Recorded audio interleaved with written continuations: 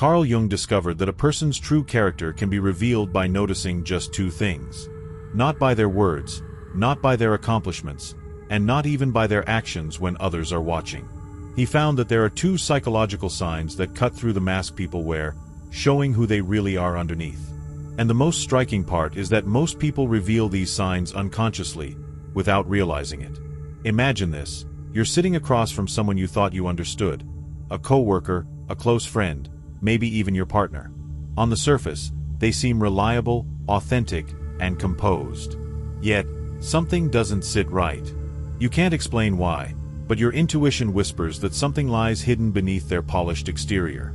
Jung spent years examining what he called the persona, the mask each of us puts on to conceal our real selves. But his studies showed that no matter how carefully a person shapes this image, two consistent psychological patterns always break through. And once you know how to spot them, you'll never again be deceived by a false facade. These clues are not complicated psychological tests. They are simple, observable signals that reveal deep truths about human behavior. By the time you've learned them, you'll be able to read people with surprising accuracy, almost as if you're looking directly into their inner world. And along the way, you'll also uncover truths about yourself that you might never have dared to face. Here's the unsettling part of Jung's insight. These two revelations don't only expose others, they also confront you with your own hidden side. Jung once wrote, "The most terrifying thing is to accept oneself completely." And through these two psychological lenses, you'll see aspects of yourself you've likely been avoiding. Most people assume they can evaluate character based on surface traits. They focus on signs like confidence, charm, generosity, or success.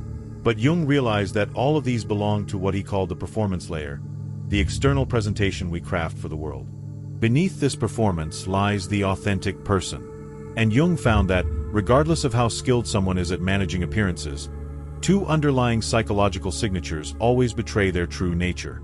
These signals operate outside of conscious control, which is why they are so reliable. As Jung put it, thinking is difficult, that's why most people judge. Yet judgment built on appearances is often misleading.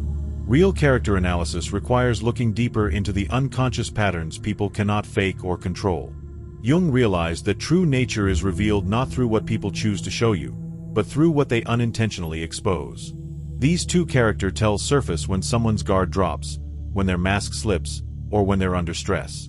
The first reveal Jung described is what can be called shadow mapping, learning someone's true self by noticing who they criticize most intensely.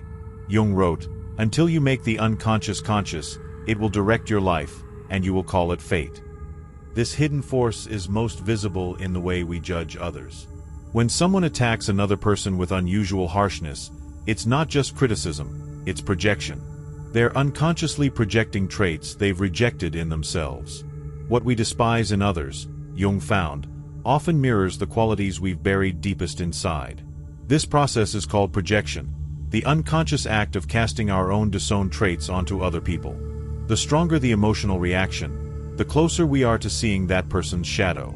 Here's an example. David, a well-regarded architect, prides himself on honesty and integrity. Yet in every team meeting, he lashes out at his colleague Marcus, calling him insincere and manipulative. David's voice sharpens when Marcus is complimented, and his jaw stiffens when clients admire Marcus's charm. But Jung would have seen something deeper. David's frustration isn't about Marcus at all. It reflects a part of David that he has denied. Deep down, David wishes he could be more socially adept, more magnetic with clients. But he suppresses this desire, believing that charm equals dishonesty. Jung wrote, "We cannot change anything until we accept it. Condemnation does not liberate, it oppresses." David's harsh judgment of Marcus is really a form of self-oppression. By rejecting that trait, he's denying a quality that could actually help him. This is why shadow mapping is such a consistent tool. When people judge harshly, they're always exposing something unresolved within themselves. And it's not always negative. Jung noted that we also project positive traits that we're too afraid to claim. When someone constantly praises others as talented or confident, they might actually be projecting qualities they themselves possess but refuse to acknowledge. The key indicator is intensity. Whenever someone's reaction toward another is disproportionate, whether critical or admiring, you're seeing their shadow at work. This reveals not only the traits they've suppressed, but also the ones they secretly long to express. The second character reveal Jung identified is what can be called mask maintenance, watching how someone behaves when their carefully crafted image comes under threat. Jung once wrote, "The privilege of a lifetime is to become who you truly are." Yet most people, instead of embracing that, spend enormous amounts of energy holding up an image of who they think they should be. This ongoing maintenance of the persona demands constant effort. And Jung noticed something critical. Whenever that mask is threatened, whenever someone's image is challenged, their true nature slips out in that fragile moment of exposure. Here's how you can recognize it. Watch carefully when a person faces unexpected criticism, when their competence is doubted, or when they make an undeniable mistake. How do they react? Do they grow defensive, lash out, or deflect responsibility? Or do they pause, reflect, and respond honestly? These reactions are not random. They are windows into authentic character. Take Sarah, for instance. She's a marketing director with a reputation for calm composure. Her career has been built on being the steady one, the professional who never cracks under stress. But during a crucial client presentation, the client challenged her strategy, questioning Sarah's judgment. In that instant, her persona fractured. Her tone sharpened, her body stiffened. She interrupted, shifted blame onto her team, and even threw subtle jabs at the client's previous choices. The polished professional vanished, and in her place appeared someone insecure, defensive, and willing to protect her image at the expense of others. Jung would argue this moment revealed Sarah's true character far more than years of her composed performance. When her image was pierced, her genuine patterns broke through. He once wrote, "The foundation of all mental illness is the unwillingness to experience legitimate suffering." In Sarah's case, her refusal to sit with the discomfort of being criticized forced her into reactive behaviors that uncovered her real tendencies. But here's what makes this dynamic even more powerful. These cracks in the persona don't only emerge in major crises. They happen in small, everyday moments. When someone's phone dies and they can't check notifications. When they're forced to wait longer than expected.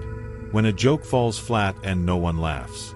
If you watch closely, you'll see it in micro-expressions, fleeting tone shifts, subtle changes in posture.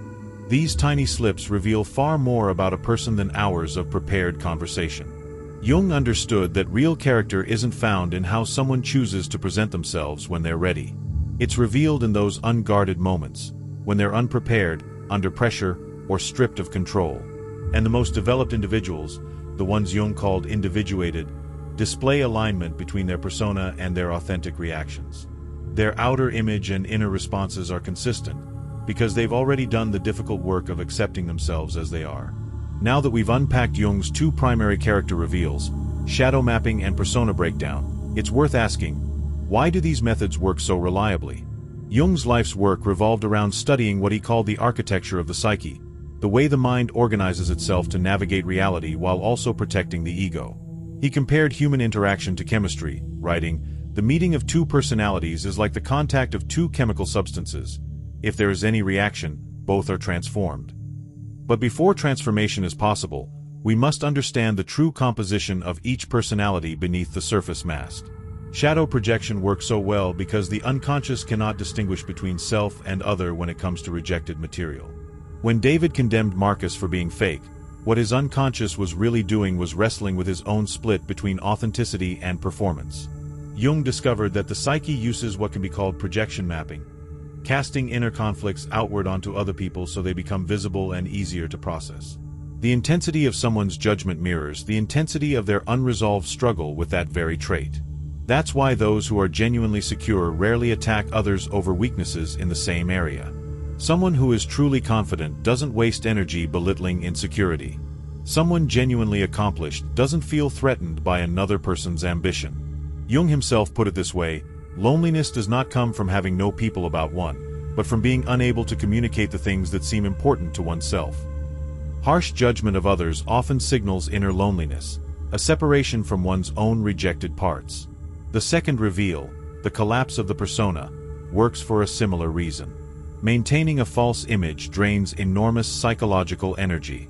Jung described this as ego maintenance, and he showed that under strain, this system inevitably becomes brittle.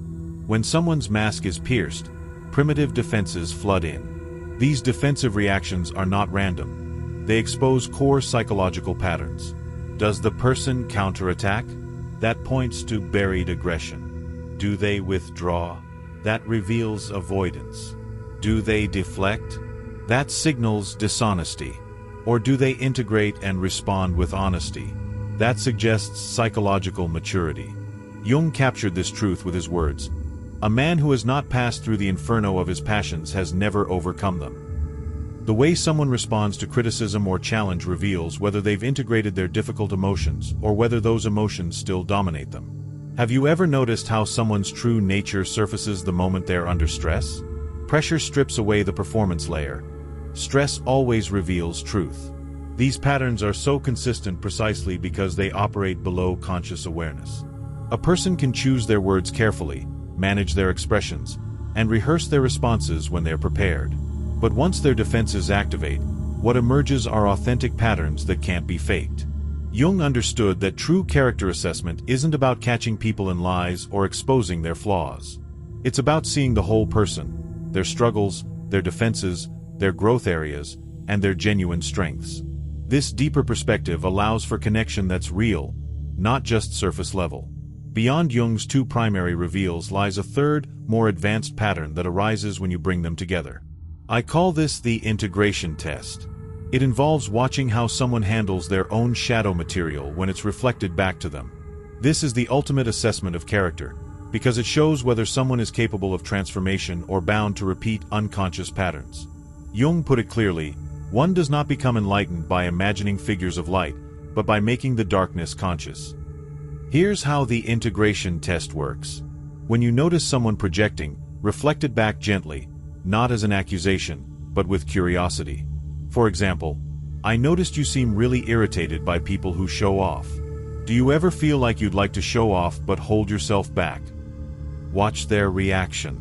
This single moment often reveals more about someone's character than months of careful observation, because it tests how they relate to their own unconscious material. Let's return to David, who criticized Marcus for being fake. When asked whether he's ever wished he had stronger social skills, David could respond in one of two ways. Response 1. The defensive pattern. "Are you saying I'm fake like Marcus? That's absurd. I'm authentic, unlike him. I don't need to manipulate people." This reaction shows David is tightly defended against his shadow. His growth potential is blocked by rigidity and denial of his own complexity. Response 2. The integrative pattern. "Actually, yes. Sometimes I do wish I was more socially confident. I admire Marcus' ability to connect, even if his style frustrates me. Maybe I'm jealous of something I wish I had." This kind of answer shows David can acknowledge paradox, being bothered by Marcus while also recognizing a personal connection to the same trait. Jung wrote, "The most intense conflicts, if overcome, leave behind a sense of security and calm that is not easily disturbed."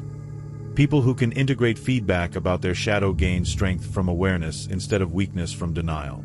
The integration test reveals three distinct types Jung identified. Asterisk: the unconscious type doesn't notice their projections at all and reacts defensively when confronted. They lack self-reflection and are often shocked by others' reactions to them. Asterisk: the aware but defended type can admit their judgments on a surface level, but they avoid exploring the deeper why behind them. They might say, "I know I judge people," but stop there. Asterisk: the integrated type approaches their projections with curiosity. They can see their judgments as messages from the unconscious, learning from them and using them to guide growth. These are the people Jung called conscious, not flawless, but awake to their own inner patterns.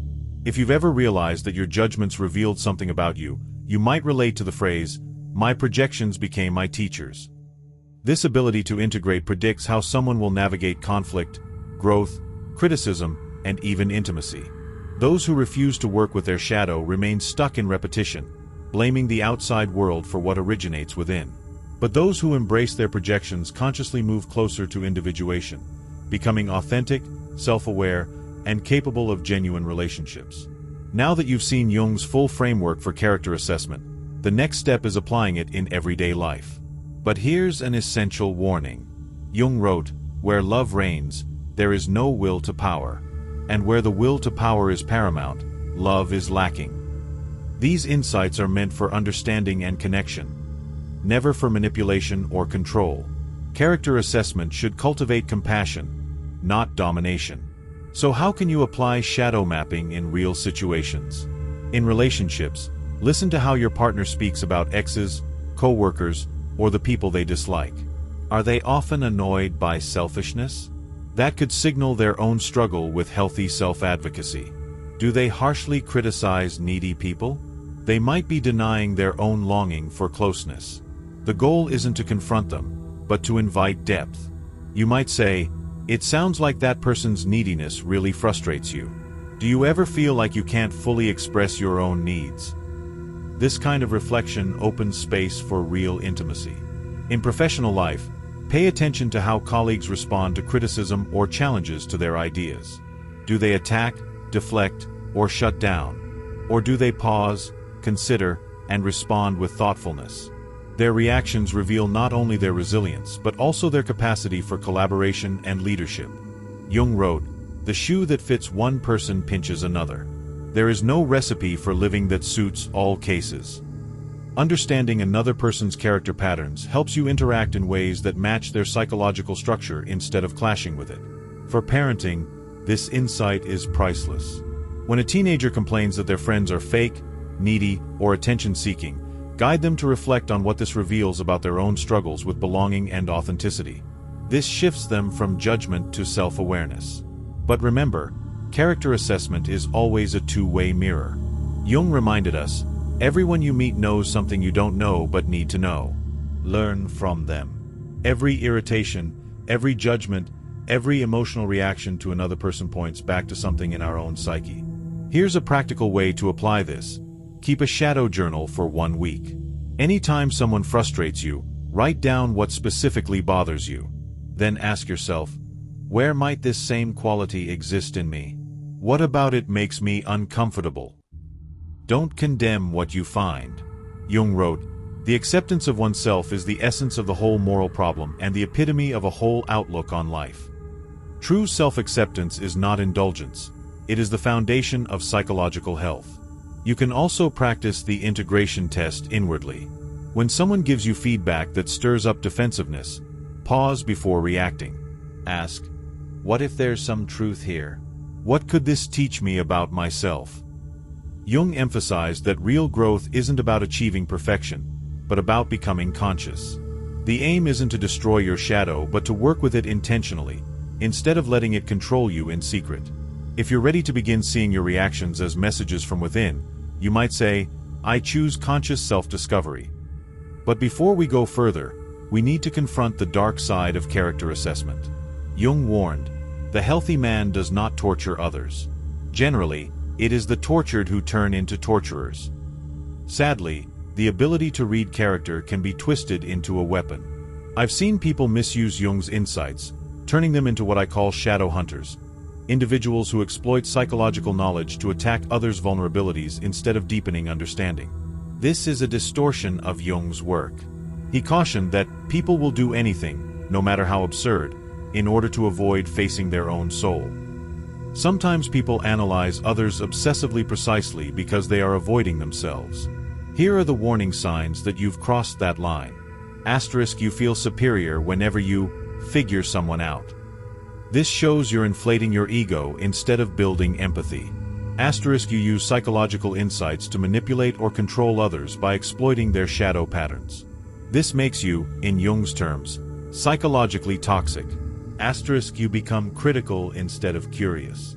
True character assessment should cultivate compassion, not judgment. If you find yourself condemning more often, you're projecting your own shadow. Asterisk, you avoid self-examination. If you constantly dissect others but never look at your own patterns, you're hiding from self-awareness behind psychology itself. Jung warned, "The greatest danger is that one may get stuck in the unconscious and never come back to reality." It's easy to get lost in endless analysis and forget the simple importance of human connection. The antidote, Jung believed, is an ethical relationship to the unconscious. That means using psychological insight in service of love, healing, and growth. not in the pursuit of control, superiority, or power. Everyone you meet is carrying burdens and hidden wounds you can't see. Jung wrote, "In order to know the light, we must first experience the darkness." What you witness in others, their defenses, their projections, their persona struggles, often represents their attempts to survive fear, pain, or trauma. True character assessment should make you more humble, not more arrogant. To see someone's psychological patterns clearly is to witness their humanity, their battles, their coping strategies, their efforts to move through a complicated world with the limited tools they have. Jung knew we are all wounded healers, carrying shadow material and wearing masks to guard our most vulnerable selves. The real goal isn't to rip off someone else's mask, but to create conditions where authenticity feels safe. Use Jung's framework to build bridges, not walls. Let your insight become a tool for compassion rather than condemnation. The deepest dimension of Jung's character assessment framework is what I call the mirror effect. That moment when you realize every person you analyze is reflecting back to you aspects of your own psyche. Jung wrote, "Your vision will become clear only when you can look into your own heart. Who looks outside, dreams. Who looks inside, awakes." The ultimate purpose of reading others is not simply to know them, it is to awaken to yourself. And this mirror effect operates on multiple levels, shaping both our relationships with others and our relationship with our own soul. First, the people who elicit your strongest reactions are often reflecting your own shadow material. If arrogant individuals consistently irritate you, take a look at your own relationship with confidence and humility. If needy people leave you feeling drained, examine your own needs and how you express them. Second, the traits you most admire in others frequently mirror your own unrealized potential. Jung called this positive projection, the act of placing your unexpressed possibilities onto others. When you elevate someone for being particularly creative or confident, you may actually be projecting qualities that are present in you but that you have not yet embraced. Third, the patterns you detect in others become evident in yourself once you know what to watch for. By becoming adept at noticing breakdowns in others' personas, you start observing your own. When you recognize shadow projections in others, you begin identifying your own in real time. This mirror effect fosters a cycle of self-awareness. Every person becomes a teacher, every interaction a classroom, and every judgment a doorway to self-discovery. In my own experience, I worked with someone whose constant need for validation annoyed me deeply. I judged them as insecure and attention-seeking. But using Jung's framework, I was compelled to explore why their behavior triggered such a strong reaction in me. The uncomfortable realization was that I had my own patterns of seeking validation that I hadn't acknowledged. I had subtle ways of craving approval, which I believed were fundamentally different from their obvious methods. In reality, my judgment of them was a form of self-rejection. I was criticizing in them what I could not accept in myself. Jung wrote, "We are not what happened to us. We are what we wish to become."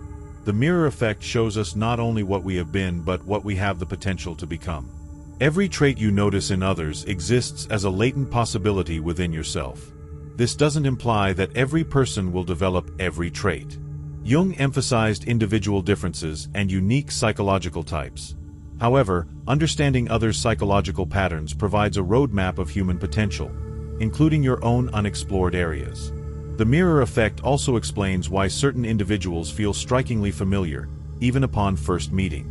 Jung described this as recognition of the archetypal, perceiving universal human patterns that resonate with your own psychological structure. As you develop skill with Jung's character assessment framework, you begin to embody the conscious individual.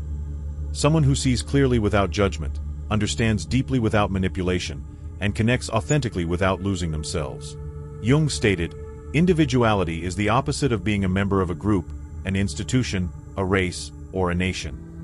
The conscious individual thinks independently, feels authentically, and relates genuinely rather than conforming to collective patterns.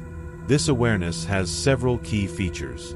You perceive others' shadow projections with compassion rather than superiority. You recognize that their judgments stem from internal struggles, not moral failings. This enables you to respond to the pain behind projections rather than reacting to the projections themselves. You notice persona breakdowns without taking them personally. When someone reacts defensively or attacks under pressure, you recognize protective mechanisms rather than assuming malicious intent. This keeps you from being pulled into unconscious drama. You can tolerate paradox. Jung wrote, "The pendulum of the mind oscillates between sense and nonsense, not between right and wrong." You accept that people can be simultaneously kind and cruel, strong and vulnerable, authentic and defensive. You use insights into character to foster connection rather than create distance. Seeing others' psychological patterns clearly enhances empathy for their struggles instead of diminishing it. Crucially, you apply the same compassionate understanding to yourself. Jung wrote, "The first half of life is devoted to forming a healthy ego. The second half is going inward and letting go of it." You view your own shadow projections and persona defenses as information, not indictments. This awareness transforms how you navigate the world. Conflicts become opportunities for insight. Difficult people become teachers.